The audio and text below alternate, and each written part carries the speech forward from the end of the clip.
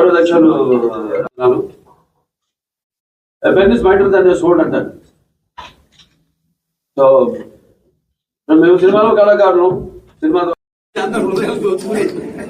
అందరికీ అయితేనేమి తెలుగు ప్రేక్షకు మా దేవుడికి అయితే కృతజ్ఞతలు తెలియజేసుకుంటున్నాను. సరే అది అయిపోయింది, ఒకసారి అది అయిపోతే స్విచ్ ఆఫ్. ఇక అదే అది అయిపోయింది.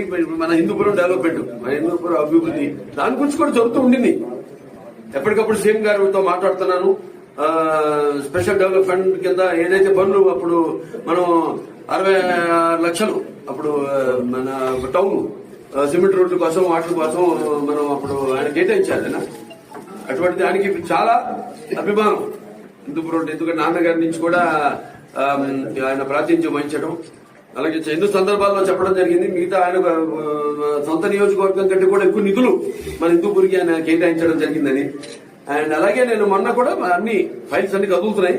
ఇప్పుడు ముఖ్యంగా 3 సమస్యలు ఇక్కడ అభివృద్ధి విషయంలోకి వస్తే, ఒకటేమో ఏదైతే ఈ 92 కోట్లు ఈ టౌన్ లో అప్పుడు రివర్స్ సెంటరింగ్ అని మళ్ళీ పనులు ఆపేసి మొత్తం డబ్బు మళ్ళీ చేశారు. మళ్ళీ కాంట్రాక్ట్స్ కి 20% పైన అయిన పనులు వాటిని నిలిపేశారు.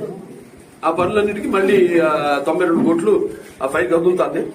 అయిపోయింది, ఆల్మోస్ట్ అయిపోతుంది. ఇంకొక 120 కోట్లు మన హెచ్ఎన్ఎస్ఎస్ ఏదైతే పైప్ లైన్ ఉందో అది ఇప్పుడు సరిపోవట్లేదు. మనకి 8 ఇంచులు ఉంది, దాని 12 ఇంచులకి. దాని తర్వాత ఇంకో వైడ్నింగ్, కెనాల్ వైడ్నింగ్, అవన్నీ కూడా. దాని తర్వాత మన ఈ చిలమత్తూరు గోరంట్ల ఎత్తిపోతల పథకం ఏదైతే ఉందో అప్పుడు మనం 550 కోట్లు అప్పుడు ఆయన అంతా డిపిఆర్ అంతా ఆయనకి గవర్నమెంట్ ఇవ్వడం జరిగింది. శాంక్షన్ కూడా చేశారు. కాకపోతే మళ్ళీ ప్రభుత్వం మారడం, దాన్ని ఆపేశారు, ఎవరు పట్టించుకోవాలి. ఇప్పుడు మళ్ళీ దాన్ని స్లోగా ఏంటంటే ఇప్పుడు రాష్ట్ర ఆర్థిక పరిస్థితులు దాన్ని బట్టి అయినా ఆయన మొగ్గు మన వైపే ముందు హిందూ ఏదో చెప్పే కదా ఆయన అభివృద్ధి, హిందూపురం అభివృద్ధి గురించి ఆయన కూడా ఆలోచించేది.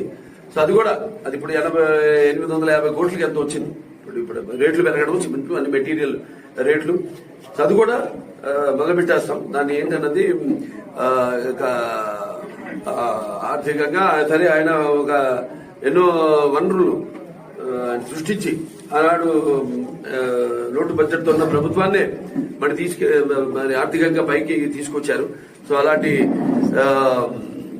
తప్పకుండా అది కూడా త్వరగతిన శాంక్షన్ చేయడం జరుగుతుంది.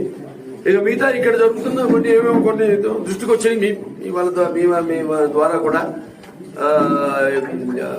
ఈ పక్క రాష్ట్రాల్లోంచి మద్యం రావడం, అది ఇది అయ్యి